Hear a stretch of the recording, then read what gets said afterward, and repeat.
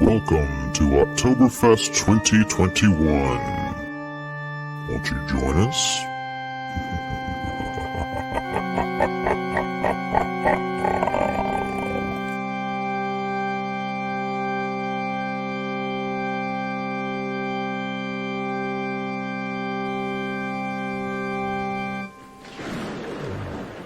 Now that I fixed that. I don't think I believe you. Welcome back to the Project Gen X podcast. I'm one of your hosts, Alan Smith, along with... The other guy, Big Dave. And on this episode of Oktoberfest, we are going to be talking about the 2015 movie, VVitch. I just have to say it that way. I know it's The Witch. The Witch. But them spelling it with the two V's, I'm like, it's funny. It sounds nicer to say The Vitch. So sure, whatever floats your boat, my friend. So the Witch was released in 2015. It stars Anya Taylor-Joy, which I will watch her do anything. I'm really looking forward to that new movie that Last Night in Soho. Have you seen the No, I haven't seen the previews for this yet. It's what's his name that did Scott Pilgrim and did okay. Shoot. Yeah. You know what I'm talking about. Edgar Wright. Yes. And it's apparently a time travel / horror movie.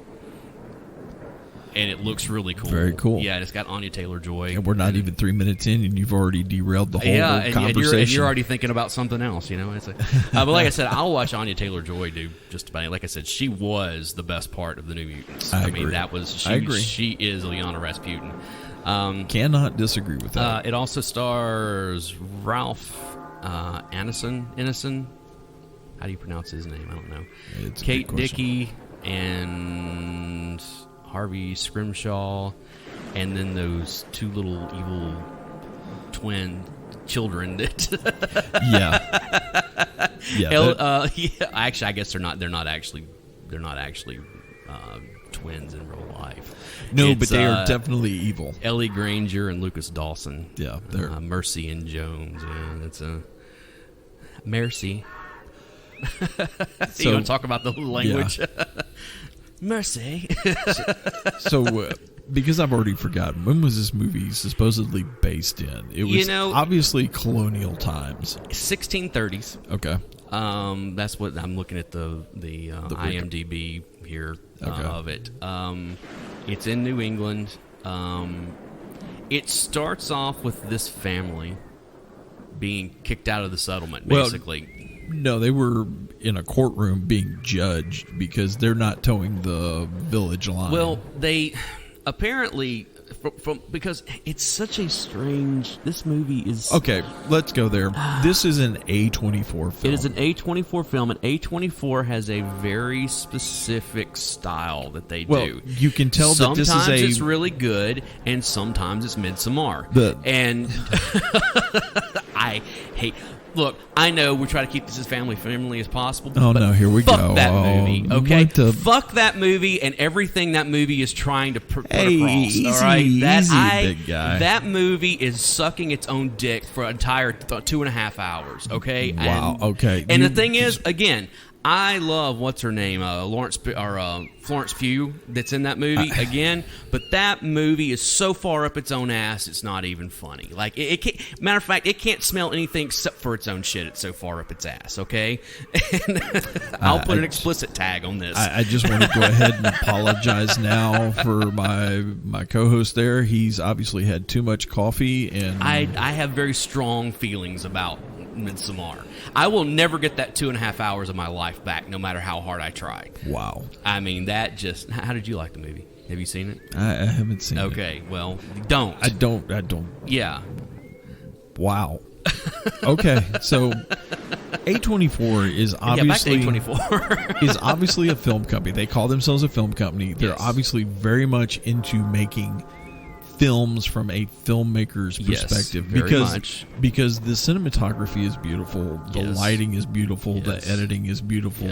The acting is usually pretty good. The acting is actually really good, but these are legitimate films where it feels like you kind of have to work to watch it. It's not a Marvel movie. No, and you are correct. It's definitely not a Michael Bay movie. No, you are correct on everything you just said there. And like I said, and I know I was really harsh on Midsommar, but it is that type of like, seriously, just get on with it. You know, and they love these.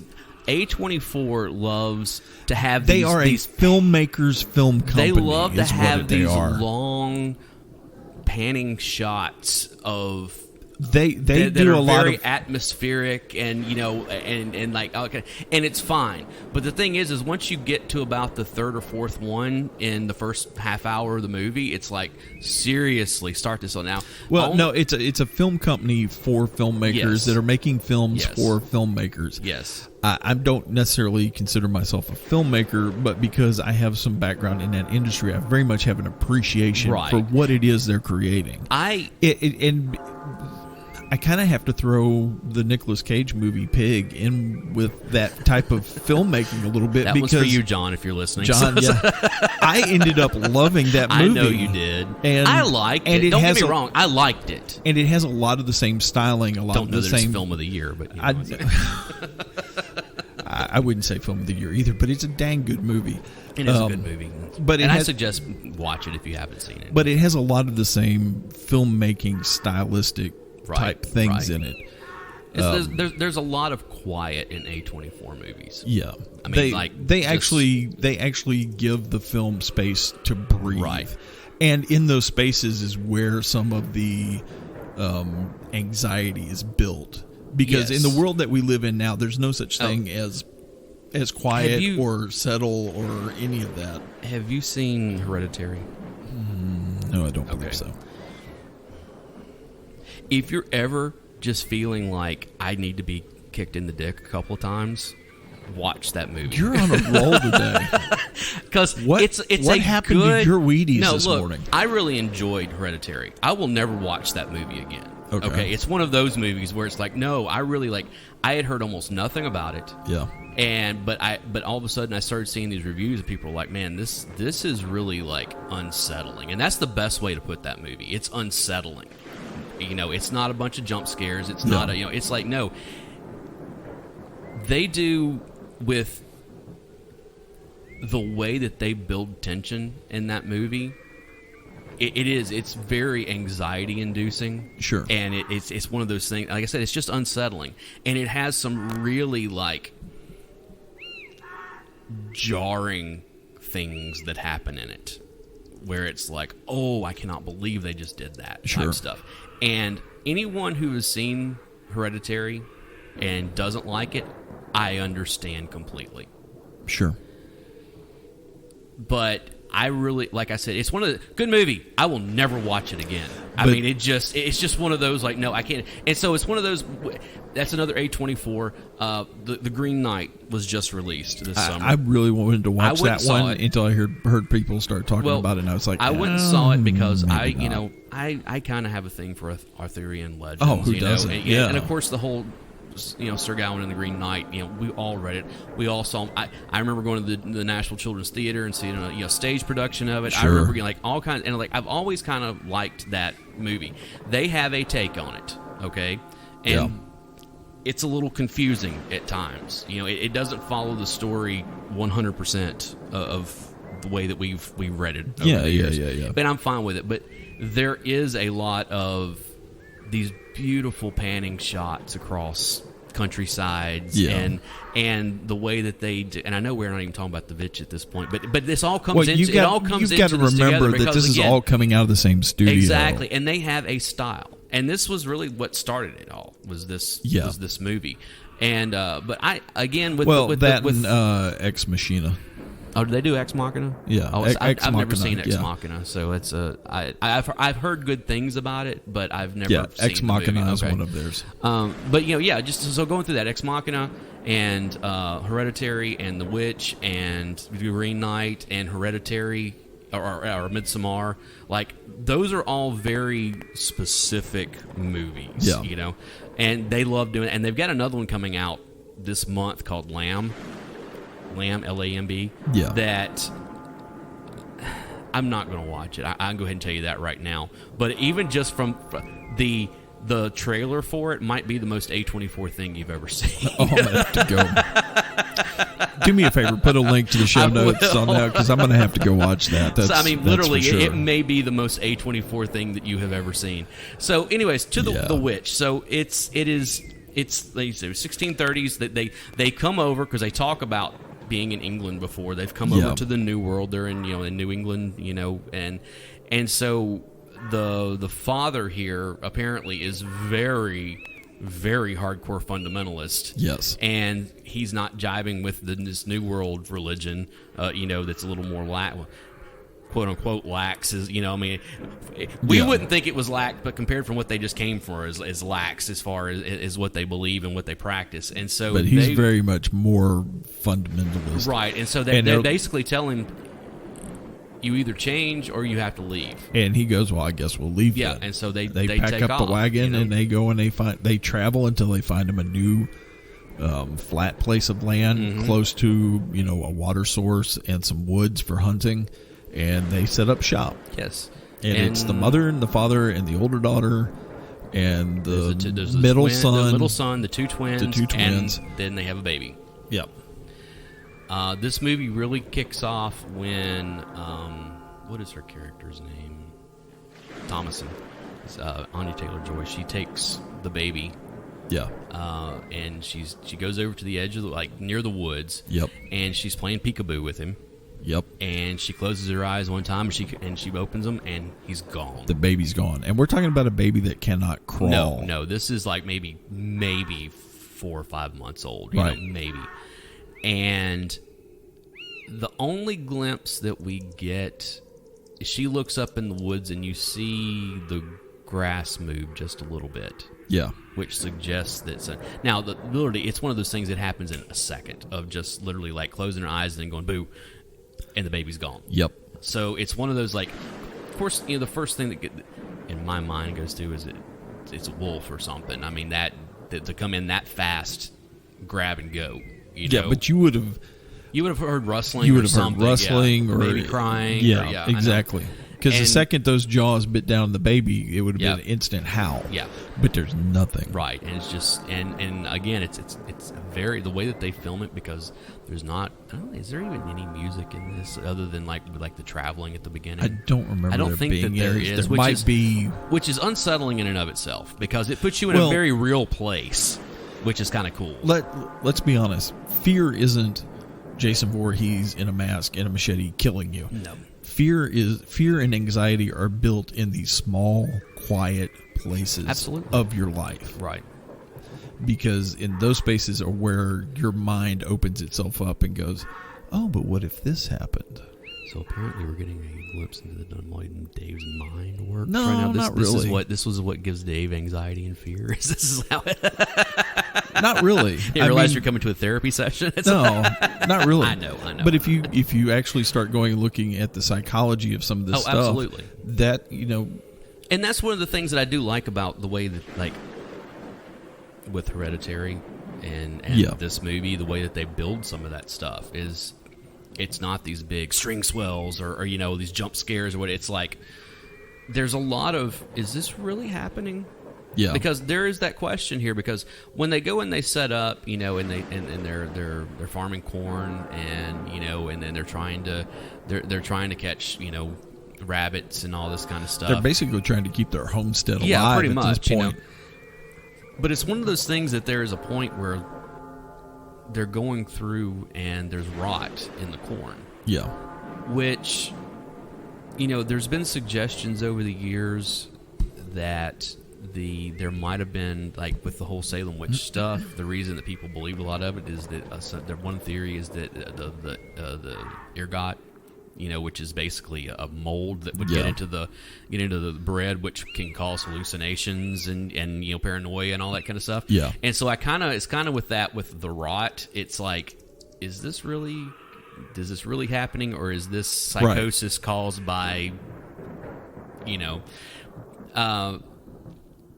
there is a rabbit that appears when the dad and son go hunting, and they take a shot and the gun backfires, and it's one of those things where the rabbit shows up again later, and it's very ominous. And honestly, that's a nice callback to the Bell Witch story. Yes, it very much is. Because, I mean, that's almost a direct, because there was always this rabbit-shaped beast that kept showing up in the woods that would show up right before, now, Kate would show up. The other thing is that we actually see the witch in this. At one point, At one point with the baby. So it's one of those things where it's like, oh, look, apparently this actually happened. Yep. But did it? I mean, there's a lot of that. And then there's the Black Phillip of it all. Yes. Which Black Phillip is their goat that they have. Which is a black horned goat that the twins actually are talking to and keep saying that it's talking to them, you know, and stuff. And they do this song, Black Phillip, all this kind of stuff. And it really is this kind of unsettling. Is this goat actually Satan, or is this goat just the kids are playing the kids are being imaginative? Yeah. And how quickly the witch accusations come from the twins. Immediately. And that's the whole thing, is that Mercy, after of course, the family's torn up by losing the baby, and they... Well, Mercy is going around going, I'm the witch of the woods. Yeah, I know. And she's like, and it's one of those things where she's like, and she's throwing accusations at Thomason. Yeah. And then Thomason, like, goes right back at her with, like, oh, yeah, I am the witch. I did, basically, and it's scaring Mercy, and it's one of those, it's such a... They did their research on this, because there are elements of this. I remember reading The Crucible, and there are elements of this with, like, especially at the end, whenever they quote unquote fall into a coma, because being around the witch and all. There's all this stuff that's like, again, is it real? Is it not? Is it whatever? Well, then the father locks the twins in the barn with Tomlinson. And goes, and we'll Black find Phillip. And Black Phillip goes, well, we'll find out which of you are, actually the witches. And of course, the mom's going crazy. The mom went crazy when the baby left. Disappeared. And she's having hallucinations of, no, she completely lost her mind. Yeah, and then the son goes off to go hunting, or actually to go empty the traps. To empty the traps, right? And he goes with Thomason, and then that rabbit shows up again. Yep. And he takes off after it, and then we see the witch again, because he winds up at the witch's house, and it's very Hansel and Gretel in a lot of ways. Yes, there's not a candy house, but it's very much. He gets there, and there's this beautiful woman. He's starting to, and it's one of those things. Also, he's starting to get to that age where, like, there are several shots where he's looking at Thomason. Which is his sister. But I'm not, again, but it's still one of those things, only other woman around, I guess I can get it, I don't know. But it's one of those things where he's starting to come into puberty, basically, is what it is. And he's noticing he's noticing stuff, and then this very beautiful woman comes out of the and seduces him and starts to kiss him. Right. And the second they lock lips, she turns into the hag. I know, and it's really unsettling. It really is. It's and then when Thomason is talking to Mercy and Jones and asking, does Black Phillip actually talk to you? Like, she's trying to, like, and there is, because at this point, the son is, I keep calling him the son. What did we say his name was? I don't remember off the top of my head. Caleb comes back. He reappears after a couple of days. Yes, and he's completely out of his mind, and he's sick. And he vomits apples, like little small apples. Yeah. And he's. They weren't necessarily small either. Well, yeah. Well, they weren't like full size. No, they weren't. They weren't the big Washington Reds. Right, but they were. But it's still one of those things where, again, it's really unsettling of what's going on here, and we get that thing where the mom has the dream where. The baby and Caleb are both back, and she's breastfeeding, and then it pulls back, and she's like laughing maniacally, and there is a crow that's pecking her breast, and it's like this really like bizarre, like what in the world, I want to talk about something else here. When everything goes to hell in the third act, okay? Yeah. And that was the other thing. When Caleb went to go empty the traps, he took the one family horse with him. Yes, and took Thomason with her. Yeah. Because she wouldn't let him go by himself. And they ended up losing the horse. Right. So they have no way to pull a wagon or get back to a village, or they're stranded at that point. But when William, who's the father, when everything's going to hell, basically, it's one of those things. Him and Thomason get into a fight. And she basically says, "You brought this. Like, you don't know how to hunt. You don't know how to farm. You got us kicked out of the village. Yeah. And I'm like, kind of sitting there going, she ain't wrong. This is a family that has basically succumbed to the father's pride, is what it comes down to. Yep. He's so determined that he's right about everything that it winds up ruining the pride cometh before the fall. Exactly. Again, going back, and that there is a lot of biblical imagery and well, there had to be in this setting. Absolutely, especially in this time frame, and right. everything. Let's talk about the end of it real quickly, okay? Because I want to. There's something here, okay? I didn't see this movie when it first was released. Okay, I saw it a few years later. You know, I watched it on Netflix one night, and honestly, I think I really enjoyed laying in bed with the lights out, watching this on. I think I was watching it on my computer, on Netflix, either that or on the iPad, one of the two. Sure. And with the headphones, I was with the headphones in, and I think that was a really better setting in a lot of ways of watching this movie than watching it in a theater, because it was like I'm laying here in complete darkness except for the screen light here that's small and all this really weird shit's happening, and it's like, oh man, but again, having not seen it in 2015, seeing it a few years later, sure, at the end of it, when Thomason makes her deal with the devil, yes, okay, and we never see the devil. We see him, we hear him, and we see him walk around behind him. We never see a face or anything. Yeah. Two things that jumped out at this is that the pledge that she has to make and everything. I was like, okay. What was funny is that I watched this movie right around the time that The Chilling Adventures of Sabrina came out. Those scenes are almost identical whenever she takes her vow. Yeah. Except for the fact you actually have like the horned god there, for that one, Lucifer. In this one, he's not horned. He's just a regular person. But it's still one of those things where like, wow, this is almost identical, like, scenes. Well, it really begs the question, how much research into the occult and these rites did they go into when they were making these things? Sure, and that's the whole thing with like The Chilling Adventures of Sabrina, is that like they really leaned heavy into the occult, witchcraft and the occult, and like, Satanism. And I remember like watching, like really loving that movie and going like, wow, this is going to piss off some Christians. Like, this is hardcore leaning into this stuff, which is funny because they actually, like, the Church of Satan actually like sued them over the Baphomet the statue, and they came to an agreement for the second season, which is funny because they wound up destroying that statue in the second season, so it's like, we ain't got to deal with it any longer. But I thought it was really funny because having seen that movie Hail Satan, that documentary, and then being like, oh look, that's identical, that's the exact identical statue that they're trying to get put up in Arkansas. Well, not just Arkansas, all over the place. They had one in Detroit. They already have one in Detroit, but they were trying to. That was that whole movie. You've got to see Hail Satan. That documentary is like so good.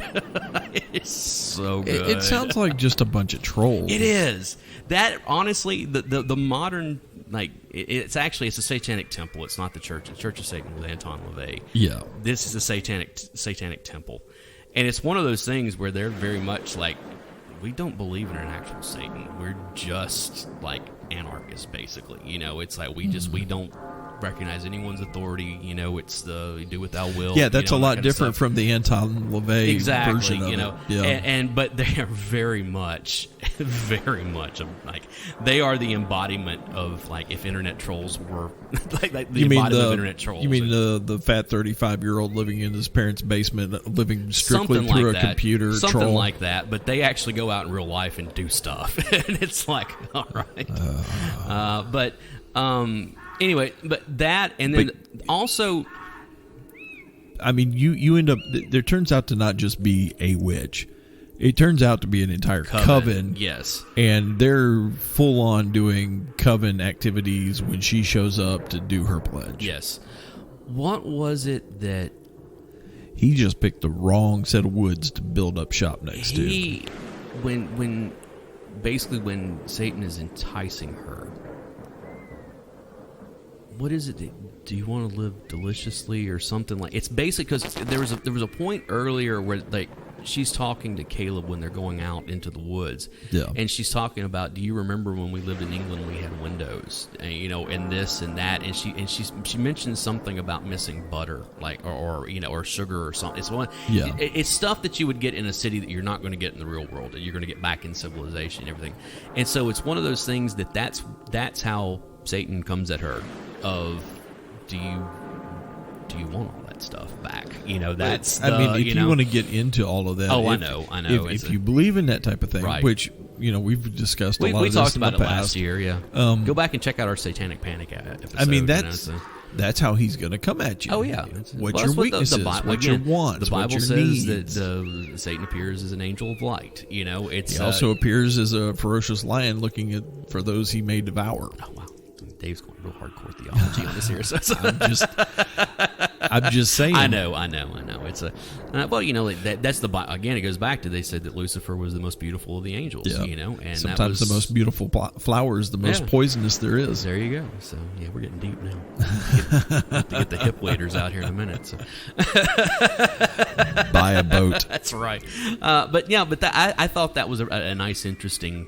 Callback to the way that they're like, it's just like, no, you can live this way, and that very again, it's a very A24 ending. It is the way that it is because she walks naked through the woods, and then there's the coven, and like she walks up, and they're dancing around the fire and everything, and then they start floating, and that's the end of it. Yep. And again, it's one of those things. It's one of those things where you go, "Oh, holy crap! This right. is real." And not only is this real, but they're levitating. But is it? That's the whole thing. Is that I remember I've seen this a few times. So I rewatched it for this, but I've seen it ever since I watched it the first time. I've rewatched it a couple of times because I like to do that to myself every once in a while. And we all do. We're all masochists. Yeah, at heart. in some way. And so it's one of those things where I sit there and listen to or watch it, and I was like, I still can't definitively say that all of this happened exactly the way it's presented, because there's the madness of grief. Yeah. There's the madness of loss. But there's the madness of rot. There's the madness of malnutrition. There's the madness of fear. That's all in here that can explain every bit of it, and even to the point of it could have been a wolf that took the baby, and because we're seeing this through Thomason's eyes. And so, is she a reliable narrator? Those are good questions. The whole thing with Black Phillip is that this goat was obviously a wild goat, that had been somewhat tamed because, it does, it winds up killing William at the end because it attacks him and gores him. And it's one of those things like, yeah, goats will do that.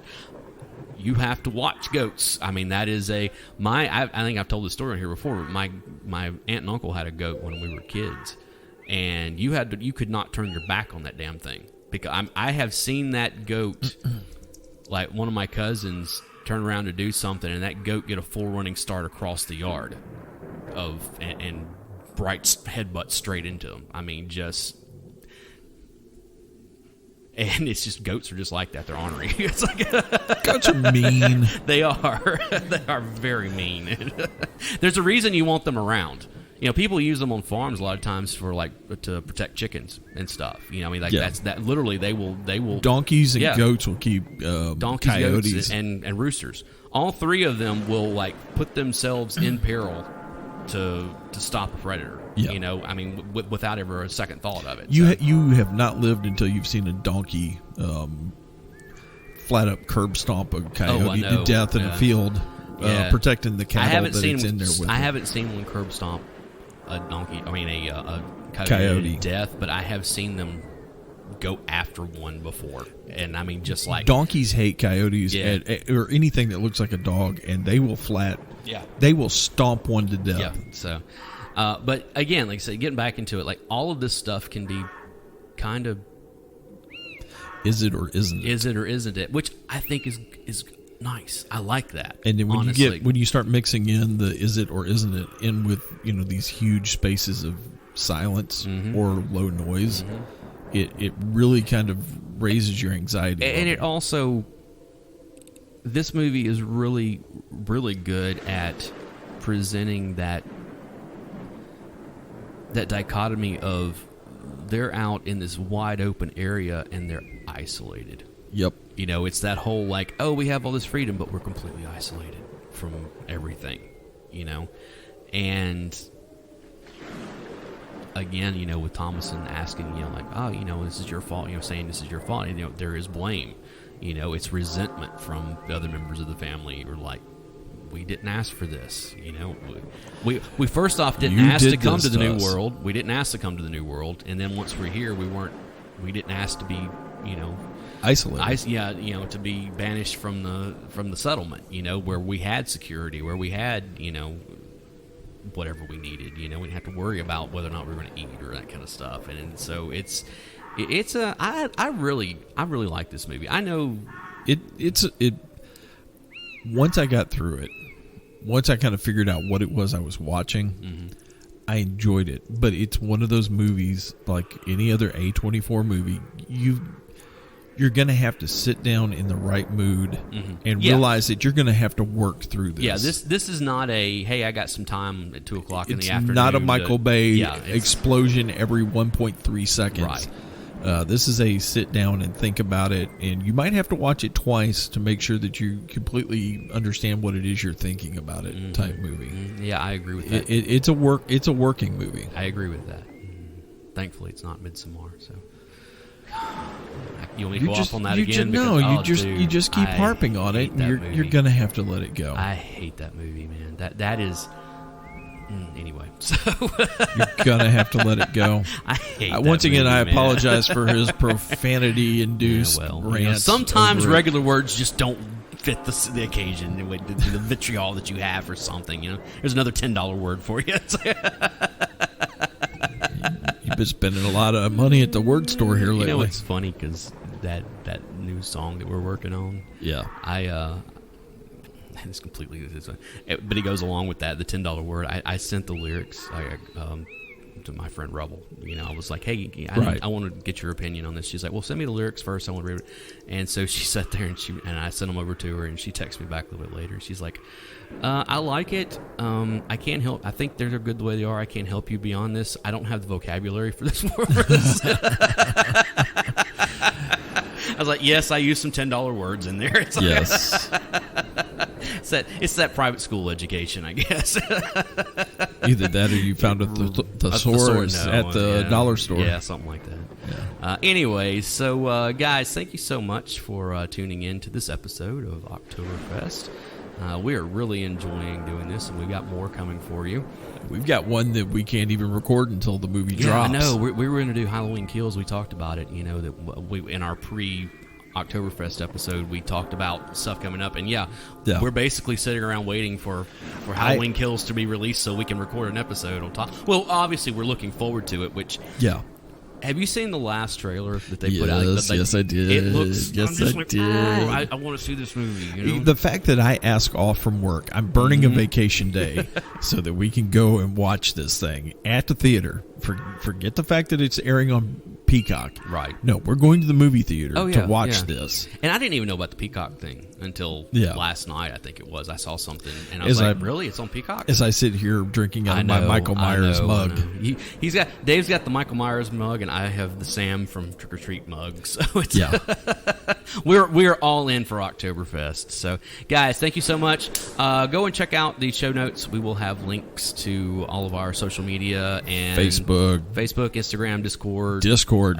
Come over and join us on Discord. And we're a lot of fun. We don't bite much. Let us know what you think of the episodes, and if your questions, comments, if you want to take me to task for hating Midsommar so much, and you can or if you just want to wash his mouth out with a bar of lava soap, feel free. Yeah, well, again, I'm not. I would not have made it in Puritan. Puritanical New England. You would have been burned as a witch. Probably. You would have been burned as a witch. I would have definitely been the town crazy. Let's put it that.